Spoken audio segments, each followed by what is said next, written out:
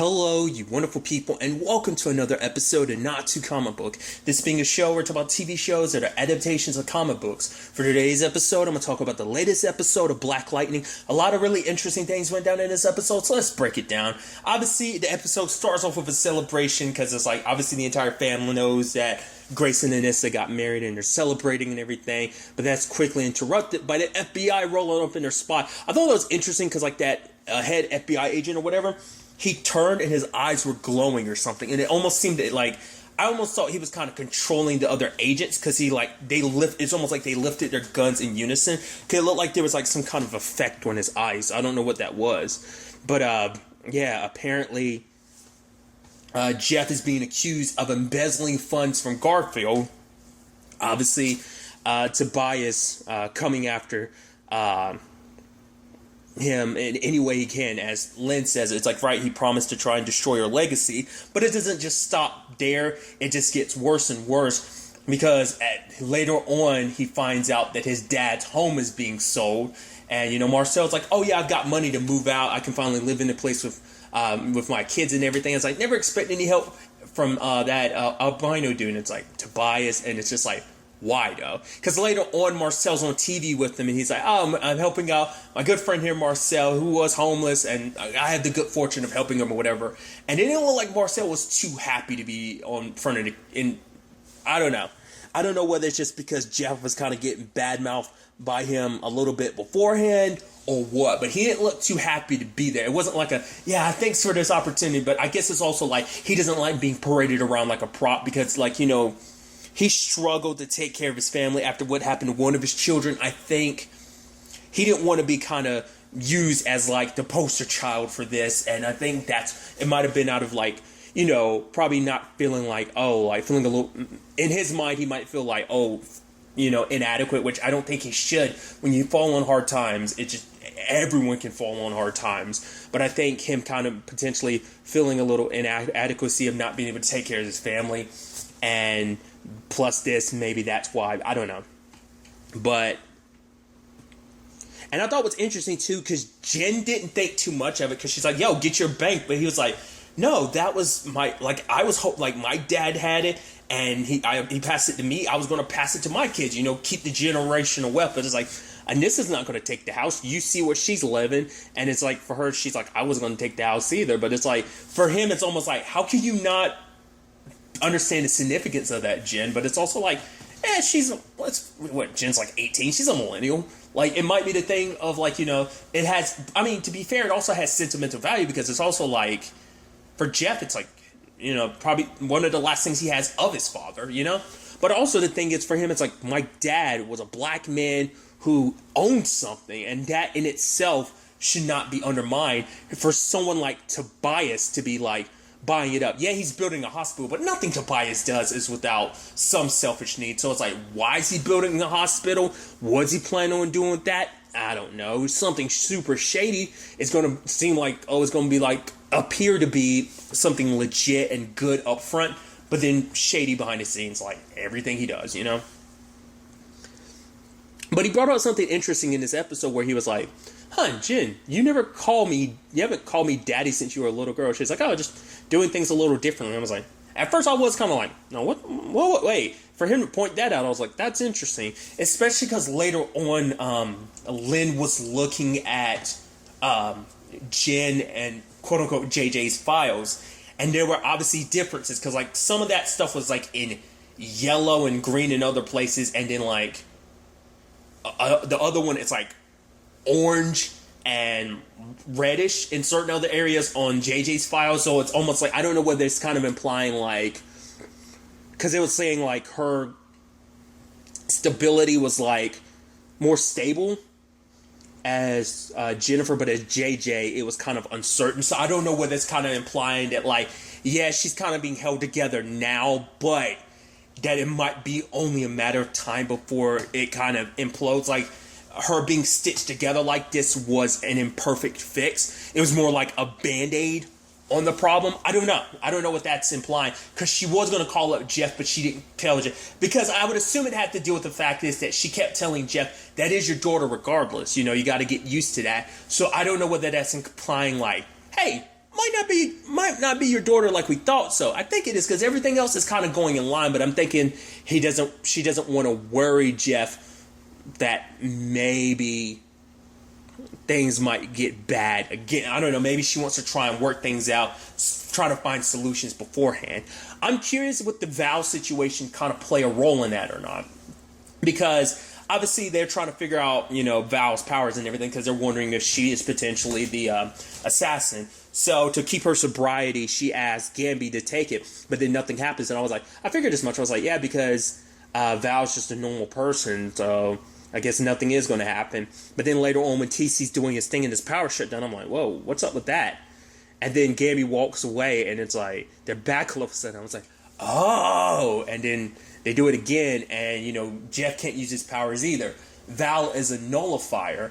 She's able to nullify metahuman abilities, which is interesting. I wonder, does she naturally have that ability, or was that a manufactured ability she had that Tobias set in motion? Because I wonder, is he trying to replicate that? Is that why he's having Lynn help him out? Because for him, he knows Lynn will do her job. He even says, like, she will leave no stone unturned, unfortunately for her, and having no idea what we're really up to. So I don't know whether he's planning on using all of Lynn's research to kind of replicate that. Once again, we get pieces to this plan. Obviously running for mayor, the Monta Vista situation, because for Anissa, one of her friends is pregnant, and her baby has early signs of potentially having cystic fibrosis, and her coworker was like, "Oh no, we can deal with that now." And it's like, wait, what? Is that Monta Vista? Apparently, they have the technology to just go into a person's genes and like just cut that out. And then like Anissa's like, "How am I just finding out about this today?" Like, this technology just kind of came out of nowhere. It's like, well, apparently Monta Vista's been handling this stuff. Like, anytime something like this has come up, it's been recommended for Monta Vista. So now that I guess that they're all kind of working together, they're kind of becoming more known about. I guess other places are getting a little more known about what Monta Vista is up to. I don't know. We already know what the shady stuff they're up to, because they're the ones behind the weapons that Gambi's trying to deal with that, which... Side note, Gambi has to feel bad because he really does like Lauren, but the fact is he has to use her because it's about protecting people. It's about protecting his family, But he ended up stealing a sample of it. I think he had said that he was going to use some of that to like power up their armors to protect them from these, energy weapons. So we'll see how that goes. Just because of the camera angle, it didn't seem like it was from the camera angle of like an actual camera there. It just seemed like, I think that was just the camera angle they were using.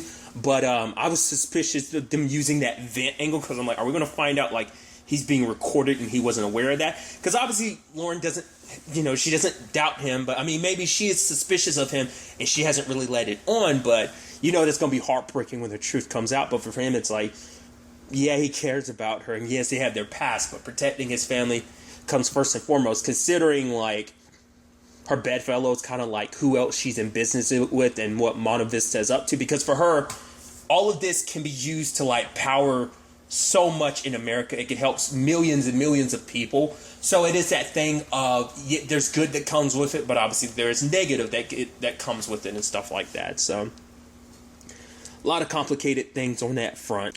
At Garfield, TC kind of giving JJ the tour and everything, and they do come across some students who are like protesting against Jeff, saying that they're the ones that put in so much effort. They kind of put Garfield where it is, so that money he stole is kind of theirs. But then there's one student, and it's like, you really think, like, don't talk smack about Mr. Pierce, because it's like, we don't even know if he actually did it. And for him, it's like, I'm not going to go around spreading like misinformation about like something we don't even know for sure, just for like social media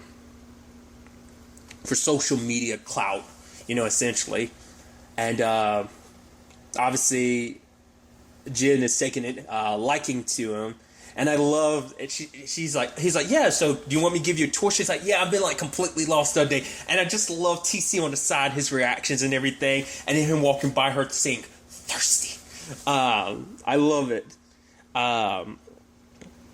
But she has kind of hit it off with him. And I thought it was interesting. Grace was like, yeah, be careful with this boy because you really don't know him that well. But I guess it's also like, well, with your personal experience, the last boy you got really close to, that was a roller coaster of a situation.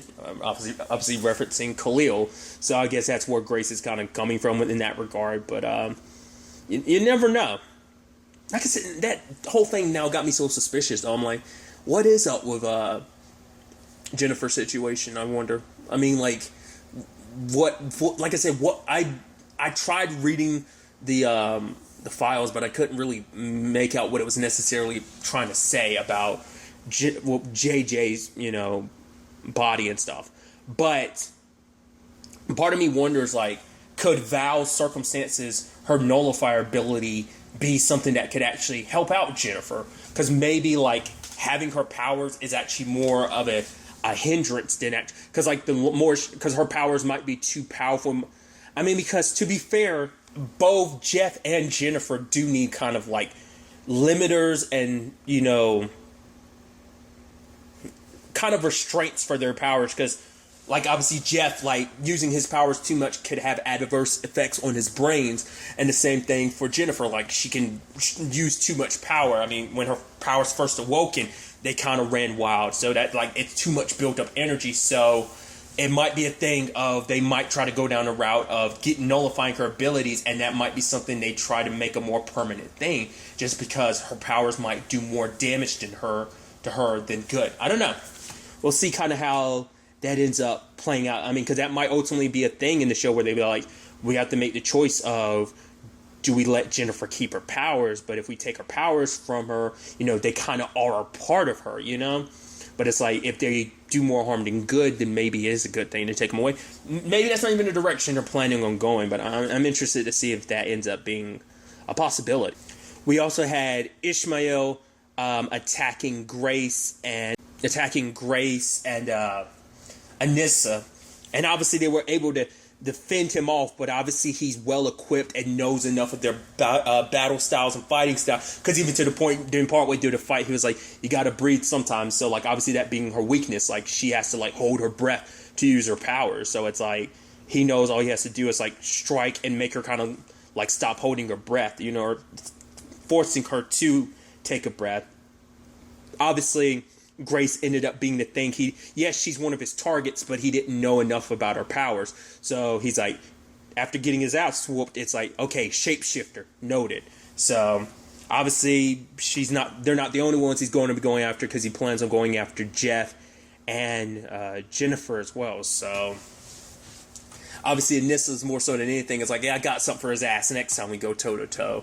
But obviously it's the thing. And I think it's interesting. I wonder, does Gambi... I mean, considering Gambi used to be part of the ASA, used to work for the government and stuff like that, I wonder, because he's like, yeah, I might have belonged to a secret order. I'm like, do you know about the League of Assassins? Shadows? I keep doing it. Assassins. It's the same thing, but obviously Gotham called them the League of Shadows, because I think that's what they are sometimes, but they are the League of Assassins in Arrow. They even referenced them when it came to him, because the whole thing is like, to be part of the League, he needs like 100 meta kills, and he's like needs his final 6 or something like that, 5 or 6. So that's why he's taking these particular targets. But obviously we know that he's hired by Destiny, because at first I was almost like, oh yeah, where's Lala? And then I was like, all right, Lala's quote unquote perpetually dying under some pavement somewhere, under some cement. I'm wondering, is that going to get remedied anytime soon? I'd expect something to happen there where he's able to get free. Either some people from the 100 free him, or someone stumbles across his situation and accidentally frees him. I don't know. We'll see on that front.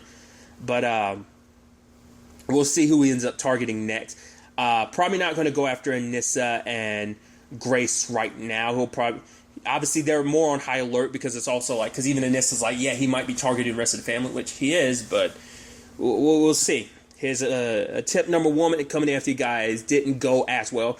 He's still handing out some ass whooping, he received some, but he also dished some out, is what I'm trying to say. So, other than that, a really interesting scene I wasn't expecting is TC is talking to Filk and Khalil, and I was like, whoa. I was like, wait, how long has this been going on? Has it been going on the past year? Because I guess TC's still been helping out with the whole painkiller program in his head and stuff like that. And I was like, that's wild. Like, and I guess it's like Khalil obviously doesn't want anyone to know what's up. So, especially Jennifer. So obviously, again, he's asking about Jennifer, but it's like, saying, but it's like, yeah, she's not good. Mr. Pierce is going through all this because of Tobias, and it's like, well, if I can help you in any shape or form, let me know. Which he's like, you're not a hacker, so I don't think there's anything you can do. But he's like, I got my ways, because for him, it's like, I used to do the money pickups and stuff like that. So for him, I think he's kind of implying like he knows a little bit of Tobias's money situation. So I wonder, will it be a situation that Khalil will come back to Freeland just to help out under these circumstances, or will we get more scenes like this? I wasn't expecting anything at all, because I was like, oh, well, we got the painkiller like backdoor pilot episode last week, so I was like, I didn't think we'd. And it's like, no, we got more Khalil this episode. I was like, oh, that's interesting. Whether that will continue to be the case, I feel like it'd be very befitting, considering like how tied his story is to Tobias, for this to kind of be the final season, and I'm assuming going to be Tobias's downfall. I think it's almost like nice for that to potentially all come full circle like that. It's also interesting too. Like, he's one of the few Arrowverse villains that's been consistent across multiple seasons. Like, most shows have a season-to-season overarching villain. He was Season 1's main villain, Season 2's main villain. He kind of took a little bit of a backseat in Season 3, but now he's full front and center again in Season 4. I think the only villains you can really count for that are, like, Alice and Batwoman. Even she's kind of taken her own version of a backseat in Season 2. And I'd say Reverse Flash. He hasn't popped up every season, at least not as in the form of a main antagonist, but he's been there in some shape or form a lot of times. So, but they're the only one. I guess, like, Malcolm might be the only one in Arrow, maybe, at least consistently, because he popped up from time to time. Well, that's not till like quite a bit later on when he does. It's a whole thing, but nevertheless. So I'm curious. As you also had Red attacking that guy, because it was like, apparently there's supposed to be some emitter that's being made. Once again, it's all tied together. I don't know whether it's like, I'm assuming it's going to be some massive mind control thing, whether it's metahumans or what, making everyone his pawns, people that he can control or whatever. I don't know. Like, you would assume Val would have some part to play in that. What part necessarily, I don't know. Like, you already have, like, everyone under your finger and your thumb. Those who aren't just, like, being used by you and being, threatened by you. There are people who genuinely think you're a good... Like, so that's why I'm like, I don't know what your plans are, So I'm curious to see where all that ultimately ends up taking us going forward into the next episode as well. But really, that's all I want to talk about. Until the next time we meet, be happy, be safe, live life to the fullest, and enjoy it. Good day, and goodbye.